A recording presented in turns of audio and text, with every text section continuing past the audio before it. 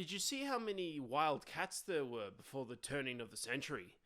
Saber from Tarzan, Cheetor from Beast Wars, and the Cheetos cheetah thrived in the 90s savannah. But one of the many big cat characters befriended a small dragon.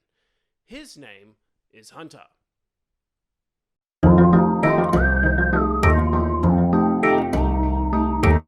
Yeah, come on, let's go! Hello web watchers, it's Wednesday and it's time to enjoy Humper on this hunt day. Oh god, no, wait! Most games will feature a playful, comedic type character who will share with us some playful banter whilst our world turns to... You've got Captain Quark with his heroic type antics. And then there's Wario, who is always up for some greedy, antics, if you will. And then you've got the lovely anthropomorphic cheetah known as Hunter. This feisty feline faces funny fights of fighting fury. He loves the wildlife, and the sea life too. Isn't that odd? Don't cats normally hate water? You got a problem with that pussycat? So how does Hunter relate to Spyro? When Spyro and Hunter met for the first time, their relationship was a little rough around the edges. But nowadays, he's Spyro's closest friend, basically being his other sidekick. Sorry, Sparks. He may be loyal and lovable, but he can get in the way sometimes. At least he helps you gather orbs and eggs, even though livestock want him dead. Oh, wait, this is NPC library, not occasionally playable character library. Let's try and take things away from Spyro 3. Does anyone else notice that in Spyro 2, not only could Hunter stop Ripto, but he also didn't want dragons in Avalar. In fact, he actually brought Ripto into Avalar too. And then when they said they could bring dragons in, he was like, no, and he acting all scary. In fact, now that I think about it, Popcorn Crystal is probably not edible.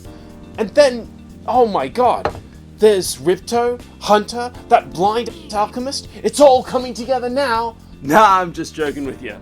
I mean, this is Hunter we're talking about. Did you see him in Spyro Enter the Dragonfly? Just look at those two, loving their enjoyable bromance. Do people still say bromance? Do people still say sausage fest? I've had so many Hunters in my life. When I started off at TAFE, or community college, I had a couple of friends that loved playing Super Smash Brothers. Now, for me, I never had that many friends in high school, and I didn't have any true friendships. So I felt like I was in heaven. And before I knew it, my grades started to slip faster than Spyro slips on ice. After recognizing that I almost failed an assignment, I went to my dragon Berinda, and she got me another dragon who was a tutor that helped me in my everyday life. So let's talk about Hunter in the real world. We'll always have mates in our lives who distract us from work and the other priorities in life. It could be studies, chores, or other deadlines that you have to meet. The temptation to fool around can be damn alluring.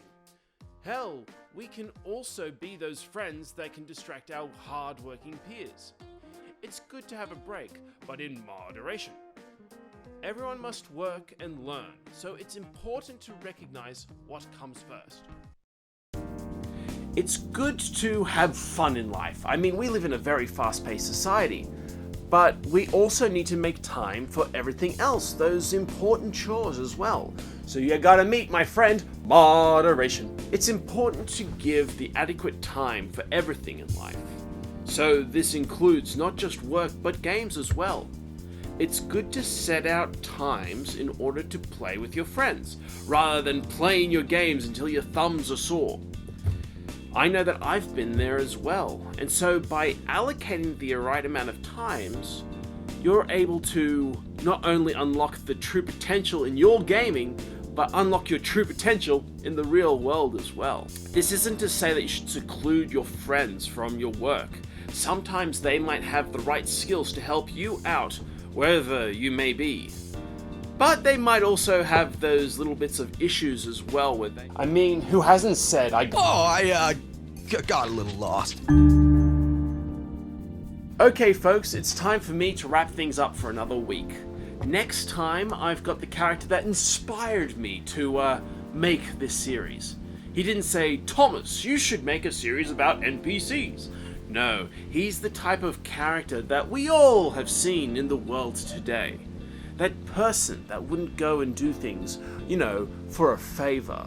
No, he will do everything for a small fee. That's right, folks, I'll be talking about money bags. So, I hope you guys sit back, enjoy the week, and I'll catch you next time.